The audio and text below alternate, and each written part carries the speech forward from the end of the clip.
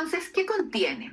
Bueno, ya está, probablemente ustedes ya conocen el itinerario, ya conocen el Food Day, probablemente hay algún establecimiento nuevo que no lo conozca. Quisiéramos retomarlo para hacer algunas precisiones de cada una de estas partes en el fondo. De todas maneras, ustedes pueden encontrar el detalle en los distintos documentos y archivos en el fondo que tenemos a disposición en nuestro portal web, como lo vimos hace un rato. Hay 5 pestañas en total cuando uno crea un Food Day, ¿sí?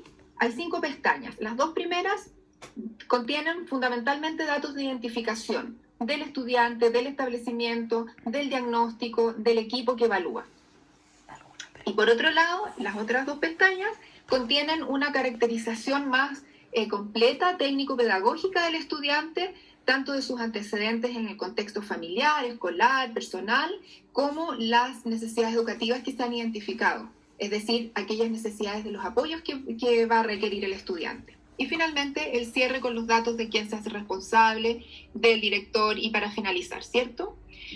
En las 2 primeras pestañas, referidas a los datos de identificación, por una parte, la primera pestaña tiene datos del estudiante del establecimiento específicamente.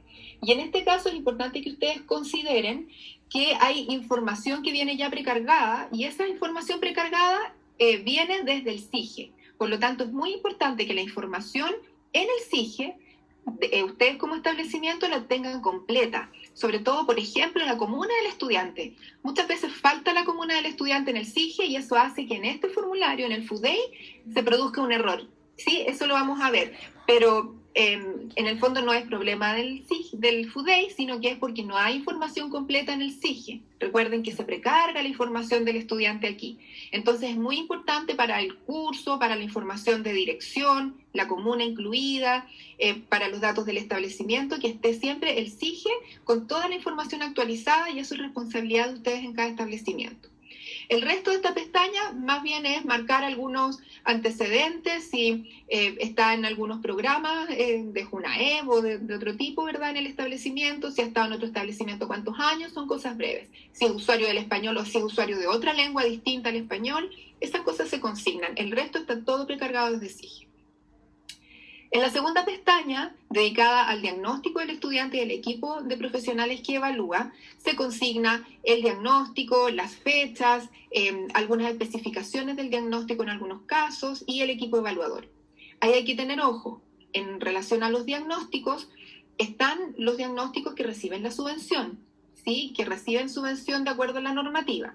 Eso significa que hay ciertos diagnósticos específicos de un estudiante, por ejemplo, síndrome de Down o Asperger, que no están dentro del listado, porque no es ese diagnóstico específico el que recibe la subvención directamente, sino que en este caso, por ejemplo, discapacidad intelectual o trastorno del espectro autista, ¿sí?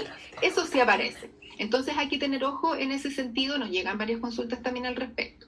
Respecto de las fechas, es importante consignar por una parte la fecha en que se ha emitido el diagnóstico y por otro lado considerar a partir desde esa fecha cuánto tiempo después tengo que hacer la reevaluación, pero esa reevaluación no de proceso que es todos los años, sino que la reevaluación considerando la evaluación completa, diagnóstica integral nuevamente. En el caso de las necesidades transitorias, ¿verdad?, eso debiera ser 2 años después.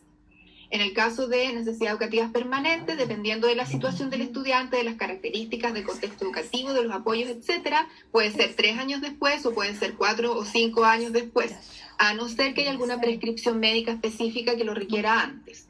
Pero a eso se refiere entonces la fecha de la reevaluación.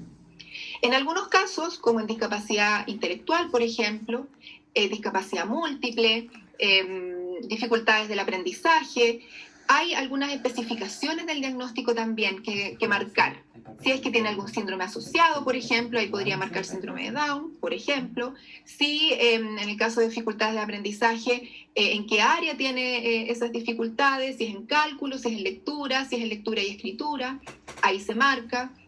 En el caso de discapacidad múltiple, qué discapacidades están presentes en el diagnóstico para especificar cuáles, etcétera.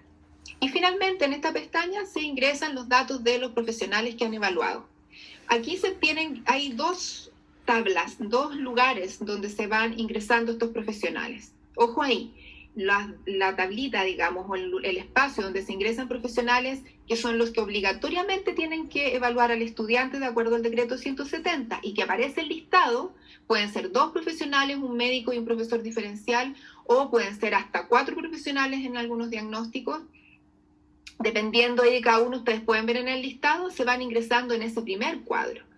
Luego hay otro cuadro más abajo donde se pueden ingresar otros profesionales adicionales, distintos de esos 2, 3 o 4 profesionales que son obligatorios. Eso es importante tenerlo muy claro porque hay muchos errores en el fondo o dificultades que a veces se generan en el ingreso de los profesionales y que tienen que ver con estos 2 espacios. Siempre pensar en que todos los obligatorios son en el espacio de arriba. Terminando esta parte de todos estos datos de identificación, pasamos entonces a la tercera pestaña que recoge todos los antecedentes más contextuales, si se quiere, ¿verdad?, del estudiante. Desde la entrevista con la familia, aquellos elementos que son más relevantes para después tomar decisiones respecto de los apoyos que se le van a entregar al estudiante, del estado de salud, si es que es usuario habitual de otra lengua, a lo mejor es un estudiante usuario de creolé o un estudiante usuario de la lengua de señas chilena. Es importante consignar entonces cuánto maneja el español, a nivel escrito, a nivel oral, dependiendo de la situación del estudiante, porque esas pistas dan información muy importante para tomar decisiones después, identificando las necesidades de apoyo del estudiante y determinar cuáles apoyos se le van a entregar en definitiva. También aquí hay antecedentes que completar respecto del contexto familiar, del contexto escolar, con aquellos aspectos que favorecen el aprendizaje y aquellos que pueden a lo mejor ser alguna barrera para el estudiante también. Entonces aquí es importante considerar aquella información que ustedes sientan es más relevante y que permite después tener este panorama general para tomar decisiones acertadas y pertinentes para el estudiante en relación a los apoyos que se van a dar, considerando que lo que esperamos es que vaya progresando en su aprendizaje y en su trayectoria educativa. Luego viene la cuarta pestaña para identificar y marcar, y allí solamente marcar prácticamente, salvo un par de cuadros, en que se van identificando las necesidades de apoyo que tiene el estudiante. Ojo, aquí es importante solo marcar aquello que el estudiante presenta. Si hay un estudiante que tiene, no sé, dificultades para déficit atencional, no necesariamente va a tener dificultades en la motricidad fina y gruesa, y además dificultades emocionales, y además dificultades para comunicarse, y además dificultades absolutamente en todos los aspectos, a no ser que no esté bien diagnosticado a lo mejor y tiene además alguna otra necesidad asociada, ¿verdad?, o algún diagnóstico asociado. Entonces es importante considerar las características del estudiante y de acuerdo a lo que ustedes han observado, a lo que ustedes han podido evaluar en términos generales y globales, en todas sus dimensiones al estudiante pueden identificar entonces de cada dimensión que aparece en esta pestaña cuáles son los aspectos en los que requiere apoyo. A lo mejor hay áreas en las que no requiere apoyo porque en general va bien y con lo que el establecimiento ofrece y con la dinámica escolar y de los profesores, que los profesores generan en el aula es suficiente. No es necesario marcar todo. Pero sí suponemos que si efectivamente presenta necesidades educativas especiales, por lo tanto accede a la subvención, es porque tiene al menos 1 o 2 áreas, ¿verdad?, en las que requiere apoyo. Una de ellas, sin duda, es el ámbito curricular, que sí hay que completar poniendo en general en qué asignatura, en qué ámbito para los más chiquititos, en qué módulo, si es que es un liceo técnico profesional, por ejemplo, requiere, digamos, apoyos más específicos, más especializados dentro del aula, como para que ustedes lo consideren. Si es que la familia requiere apoyos, también se consignan, y también se consignan aquellos profesionales que el estudiante necesita para recibir apoyos. Pueden ser varios profesionales y se determina para el año siguiente que algunos de ellos van a poder ser contratados y entregar apoyos, y es importante tener presente que requiere más que eso, tal vez. Por eso es importante dejar ahí consignado lo que el estudiante requiere. En el caso de algún profesor de asignatura, consignar la asignatura en particular en la que requeriría. Si no es una asignatura en particular y es formación básica o media en general, también lo dejan así consignado. Si es un profesor de educación diferencial, si requiere alguna especialidad en específico, o tal vez no, y en general también consignarlo. Si requiere adecuaciones, solo marcar si las requiere o no en relación a los objetivos de aprendizaje particularmente. Y así, es eso. Luego el cierre, los datos, como les decía yo, de la persona que se hace responsable de toda la información que ha sido vertida, es decir, yo firmo y digo, sí, esta información es fidedigna, corresponde al proceso de evaluación efectivamente, la firma del director para poder finalizar. También estos datos, a propósito, son cargados desde SIGE, el del director particularmente. Nos ocurrió un caso que estuvimos revisando junto con el equipo de tecnología en que no le aparecía, por ejemplo, el botón para poder finalizar el formulario, y es porque los datos del director no están completos en SIGE. Entonces, por eso es tan importante que ustedes revisen el SIGE y, por otro lado, también consideren que en el caso de la segunda pestaña para el diagnóstico, específicamente para el equipo evaluador, también la plataforma se conecta con el registro de profesionales, ¿sí? Entonces, es importante que ustedes consideren siempre tener todo en orden en ese sentido. Terminando esto, para ir ya avanzando en el FUDEI y terminando un poco, algunos elementos que hemos visto que están como instalados y que necesitamos aclarar con Soledad. Primero, se tiene que hacer todos los años el FUDEI. Yo creo que ya ustedes pueden responderlo claramente un poco con lo que hemos visto. Siempre depende. ¿Depende de qué? Porque depende de ¿en qué tipo de establecimiento está? ¿Está en una escuela especial de lenguaje? Sí, efectivamente se tiene que hacer todos los años el FUDEI porque cada año constituye un nuevo ingreso, dado que el periodo de desarrollo del estudiante es un periodo crítico en el que hay muchos cambios, sobre todo en el lenguaje. Si está en un programa de integración y es el tercer año en que continúa el estudiante, sí, tiene que hacer FUDEI, pero no es necesario hacerlo todos los años. En este caso, no es necesario hacerlo todos los años, al tercer año solamente. Si está en una escuela especial o en un programa de integración y el estudiante presenta necesidades educativas permanentes, solo el ingreso. No es necesario hacer FUDEI todos los años tampoco en este caso. Si hay un cambio de diagnóstico, sí, ahí tiene que hacer FUDEI. Y puede ser al año siguiente o puede ser 2 años más adelante o en el minuto en que eso suceda.